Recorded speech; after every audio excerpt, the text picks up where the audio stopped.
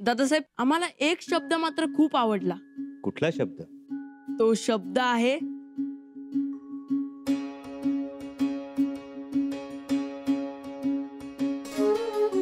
शंभू.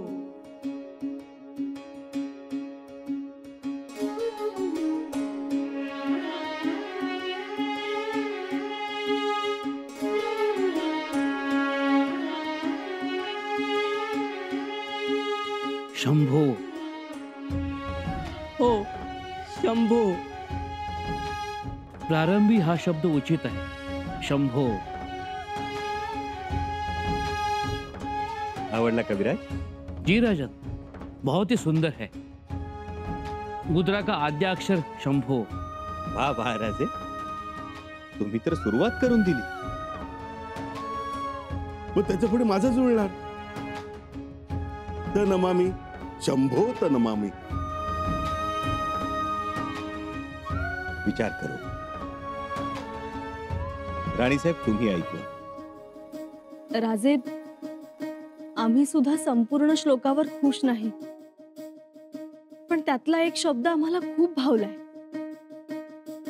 कोणता शब्द? शिवजातस्य.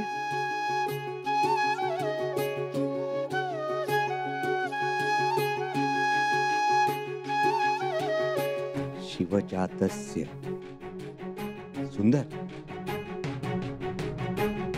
म्हणजे शंभो शिवजातस्य.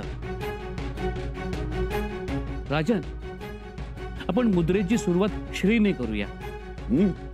श्री शंभो शिवजातस्य. वा राणीसाहेब वा, तुम्ही शंभूच्या पुढं शिव आणलात, ते लय चांगलं केलं. त्याच्यामुळं त्याला अर्थ आला. काय? श्री शंभो शिवजातस्य. छत्रपती शिवाजी महाराजांच्या पुत्राची शंभूराजांची मुद्रा ही सूर्याप्रमाणे तेजानं झळकणारी आणि आकाशात शोभणारी असायला हवी. छान बोललात दादासाहेब. खरंच सूर्याच्या तेजाप्रमाणे तुम्ही तळपणारे आहात आणि तुमची राजमुद्रा ही तशीच तळपणारी.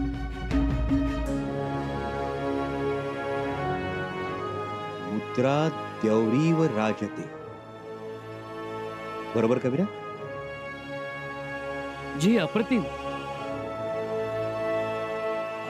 अनाजी पण हे बरं आहे का? छानच आहे. बाळराजे, एकदा तुम्ही उच्चारण करा. श्री शंभो शिवजातस्य मुद्रा द्यौरीव राजते. वा.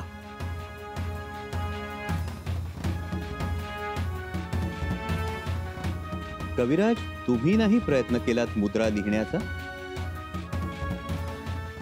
राजन, आम्ही काय लिहिलं? आम्ही तर आपले आश्रित.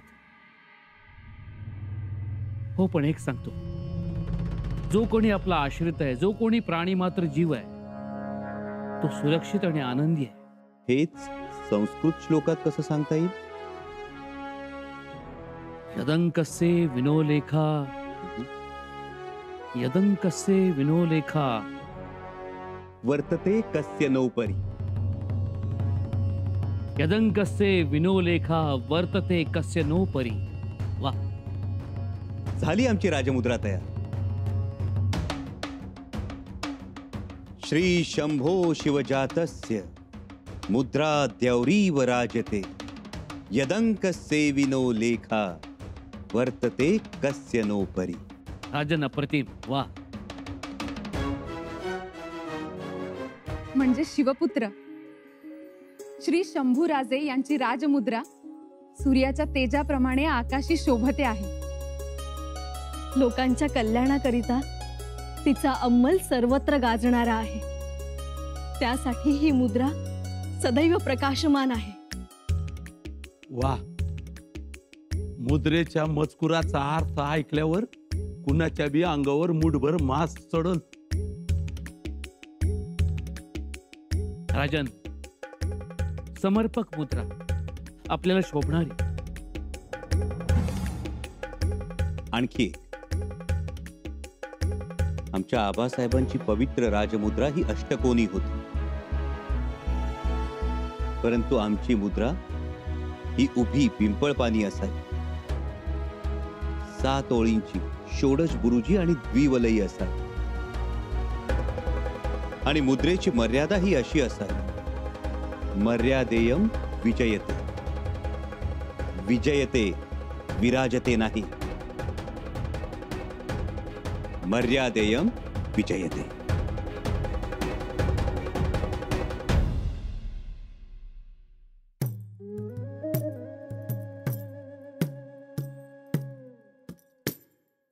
तुम्ही पंत, आमची ठरवलेली दक्षिणा, राजमुद्रेचा श्लोक लिहिला ती दक्षिणा. दक्षिणा? कसली दक्षिणा? निघा तुम्ही. धड एक अक्षर तरी लिहिता आलं का तुम्हाला? दक्षिणा मागतायत. उलट आमची सर्वांदेखत नामुष्की झाली. तुमच्याकडून दंड घेतला पाहिजे. बापरे. मग फुकट कोण देतं का रे? साधा ट ला ट, र ला र तरी जोडता आला का तुम्हाला? चला निघा.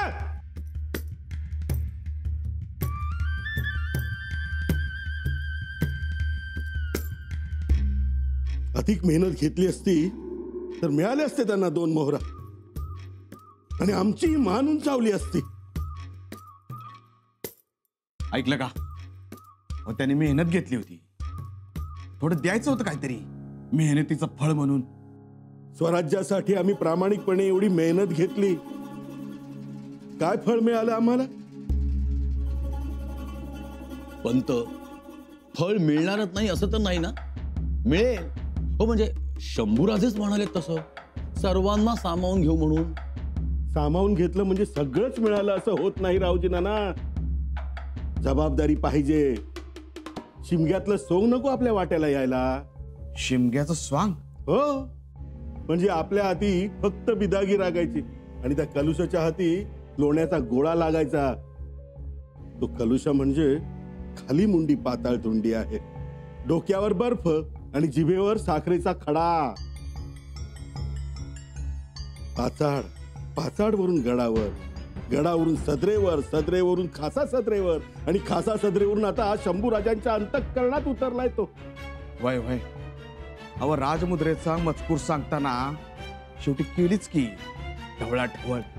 मला भीती वाटते ती म्हणजे राज्याभिषेक सोहळा आहे, पद वाटप होईल. या कलुशानं तंत्रमंत्राचा वापर करू नये शंभूराजांवर. उद्या ओम फट स्वाहा म्हणत जादूटोणा केला तर? चिटणीस, त्या कलमदानातली शाई सपली. जरा तरी मानगुट वर करून बघा की माझ्याकडे. जोपर्यंत राज्याभिषेक पार पडत नाही तोपर्यंत हे मानगुट खालीच राहणार. अरे देवा. आमचं हे चालूच राहणार लेखाजोखा. पण तुम्ही एवढे अस्वस्थ का? एक विचारायचं होतं. बोला. ते जबाबदारीचं ठरलं का? कोणती जबाबदारी? राज्याभिषेक सोहळ्यात अष्टप्रधान नेमणार का नाही? म्हणजे सरनाईक, गेरे सरनाईक यांची निवड झाली का? नाही. नाही? बरं, काय कानकून? अहो, कानकून काय, तुमची जबाबदारी तर नक्की आहे. अहो, माझी जबाबदारी नक्की आहे तशी तुमची बी जबाबदारी नक्की आहे. माझं म्हणणं काय आहे का कविराजांवर काही जबाबदारी सोपवणार आहेत का नाही? त्याबद्दल काही अंदाज नाही. मी काय म्हणतो, माणूस एकदम बुद्धिमान आहे, विश्वासू आहे, प्रामाणिक आहे, शिवाय शंभूराजांच्या मर्जीतला आहे. आणि एवढं असून बी कसला बी मोह नाही होत त्यासनी. हे खरं आहे का नाही? प्रणाम. बघा, नाव काढला ना हजर. 100 वर्ष आयुष्य तुमचाच विषय चाललाय या कविरा. सरनोबत, आम्ही आपलं बोलणं ऐकलं, क्षमा करा. पण खरं सांगू का, आम्हाला कसलीही अपेक्षा नाही. असं कसं? अहो, आम्ही काही तुमच्यासारख्या तलवारी नाही चालवल्या. आम्ही पराक्रमी नाही, लढाया नाही मारल्यात आम्ही. अहो तुम्ही तलवारीत हुशार नसला तरी लेखणीत तर आहात ना. हा, आणि आम्ही तुमची तलवार बघितली की पुराणपुरात काय चमकली ती. शिवाय राजांचे मित्र आहात, त्यांच्या मर्जीतले आहात. आम्ही राजांच्या मर्जीतले आहोत, त्यांचे मित्र आहोत. हे आमचं भाग्य आहे. पण आम्हाला मंत्रीपद नको, आम्हाला मित्रपद हवंय. तेच आमच्याकरता अमूल्य आहे. हे त्यांना अशीच माणसं शंभूराजांच्या आजूबाजूला आणि पाठीशी असली पाहिजे. आई जगदंबेच्या कृपेनं समज कसं चांगलं चाललंय. आता फक्त तो नाच का आंबा असत परदानात नग. कोण नाच का आंबा? अनाजी पण काय आंब्याची अडी नासू नये म्हणून म्हणतोय मी. अहो पण ते आपल्या हाती नाहीये. आता नसलं म्हणून काय झालं, आपण राजांच्या कानावर घालू. काय कविराज, प्रयत्न कराय काय हरकत आहे. वहिनीसा, वहिनीसा, तुम्ही या.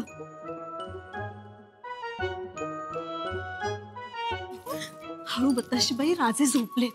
आत्ता का पण? बोला. काय सुंदर राजमुद्रा आहे हो दादासाहेबांची. तुम्हाला आवडला ना मजकूर? हो तर, कोणावरही अंमल गाजवणारी, सूर्याचे तेज असलेली, प्रखर, किती सुंदर. आणि आता इथून पुढे सर्वत्र झळाळलेच पाहिजे. आता तसंच होणार. आणि हो, अष्टप्रधान मंडळात सुद्धा चांगलीच माणसं घ्या म्हणावं, राजमुद्रेला शोभणारी. नाहीतर त्याने सांगितलं, याने शिफारस केली म्हणून दया दाखवती. तसं व्हायला नको आता. नाही होणार तसं आता. पण त्यासाठी तुमचा पहारा पाहिजे दादासाहेबांवर. तुम्ही म्हणताय तोच विषय सुरू आहे डोक्यात. गडकऱ्यांच्या, सेनापतींच्या, हवालदारांच्या फेर नेमणुका करायच्या आहेत. शिवाय अष्टप्रधान मंडळात कुणाला घ्यायचं कुणाला नाही हाच विचार सुरू आहे सध्या डोक्यात. असं म्हणजे सध्या दादासाहेब या विचारात आहेत तर. पण वैनीसा, त्या कटकारस्थान्यांना अष्टप्रधान मंडळात घेऊच नका म्हणावं. उगाच विषाची परीक्षा कशासाठी? काय म्हणतोय आम्ही? तुम्हाला ठाऊक असेल ना यादी? नाही हो बत्ताशीबाई, काय करताय हे देखील विचारलं नाही आम्ही त्यांना. अहो मग विचारा. तुम्हाला पटत नसेल तर बोला, पण विचारा, तुमचा विरोध दर्शवा. पण खरं सांगू बत्ताशीबाई, आमचा राजांवर पूर्ण विश्वास आहे. ते जे करतील ते योग्यच असेल. 2 पद निश्चित आहेत. एक हंबीररावांचं सरनौबत आणि दुसरं बाळाजी पंतांची चिटणीसी. पक्की. अहो पंत, तुमची ही सूरनिसी निश्चित आहे की? ती आहेच, पण मला काळजी वाटते ती कलुषाची. जर अष्टप्रधान मंडळात त्याला घेतला तर आपल्या साऱ्यांचाच त्रास वाढणार. कसं आहे देवा, शंभूराजे कलुषाला जवळ करतील आणि दारातल्या श्वानाप्रमाणे बांधून ठेवतील. मग यांनी छू म्हटलं की त्यांनी भू करायचं. नवीन खेळच सुरू होईल बघा. यो बी खेळ बघू. खेळ बघा, पण खेळ होऊ देऊ नका. कारण स्वराज्याचा कारभार सांभाळायचा म्हणजे तोला मोलाची माणसं पाहिजेत. बरोबर. आणि हे शंभूराजे जाणून होते. म्हणूनच मोरोपंतांचे चिरंजीव निळोपंत यांना त्यांनी बोलावलं होतं. अहो हे उत्तमच झालं देवा. म्हणजे मोरोपंतास माफी मिळाली आणि त्यांच्या चिरंजीवास आश्वासनही मिळालं. याचा अर्थ जुन्यासनी अंतर देणार नाहीत. हीच जर सूत्र असतील तर आपल्याला पूर्वीची जबाबदारी परत मिळेल. खात्रीशीर.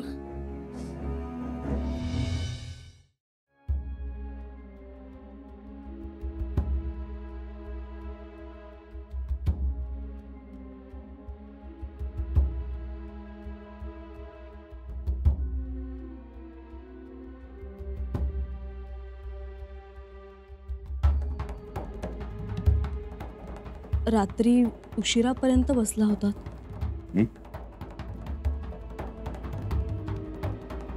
हो.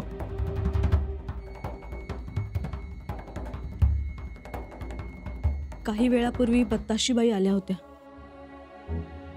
गाढ झोप लागली होती आम्हाला.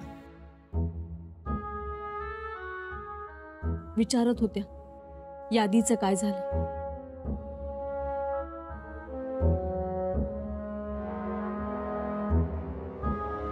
शिवाय अनाजी पंतांनाही विरोध आहे त्यांचा.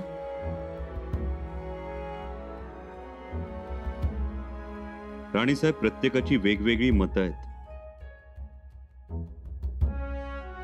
असणारच. अष्टप्रधान नेमायचे आहेत. परंतु त्या म्हणत होत्या विषाची परीक्षा घेऊ नये.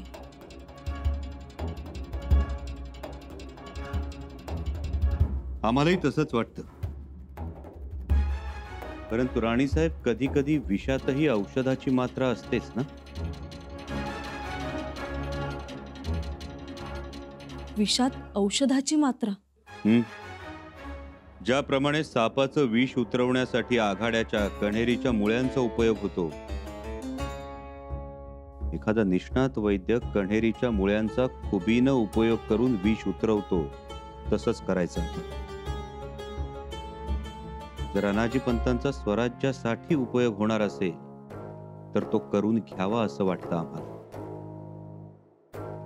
झाल्या शिक्षेनं, अवहेलनेनं पंत सुधारले असतील. पण तशी खात्री आहे तुम्हाला? भानाजी, आपल्या पूर्वीच्या कामांना सुरुवात करा. बरं, पक्क झालं का?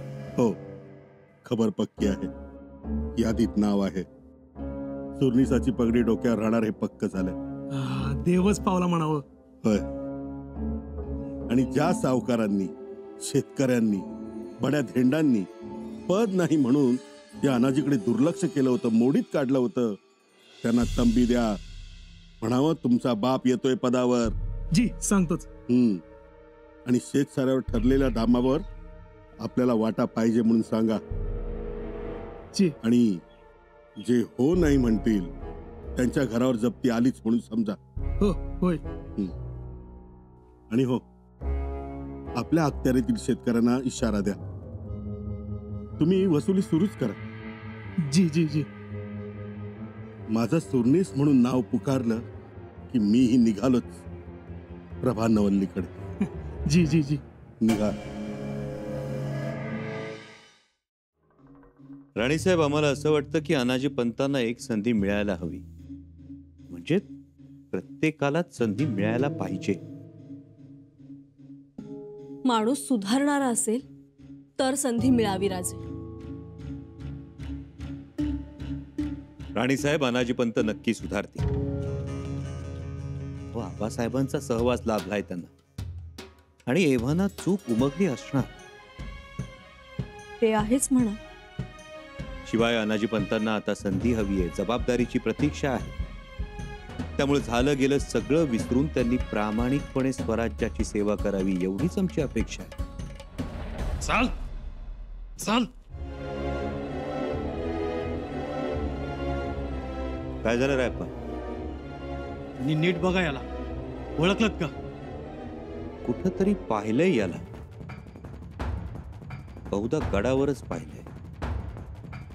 अयो, आनाजी पंतांची माया गोळा करणारा दलाल आहे त्यांचा.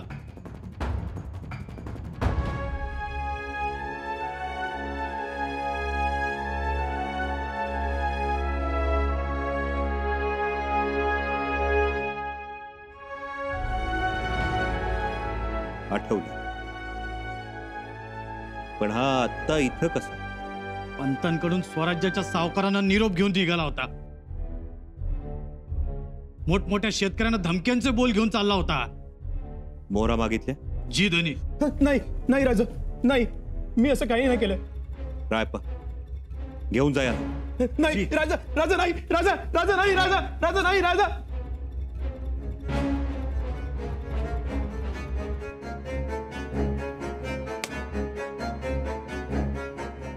माणसानं सुधारायचंच नाही असं ठरवलं तर आपण तरी त्याला काय करणार?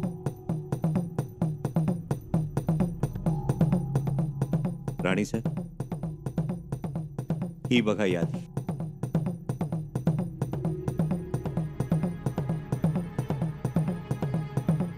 सुरनीस अनाजी दत्तो,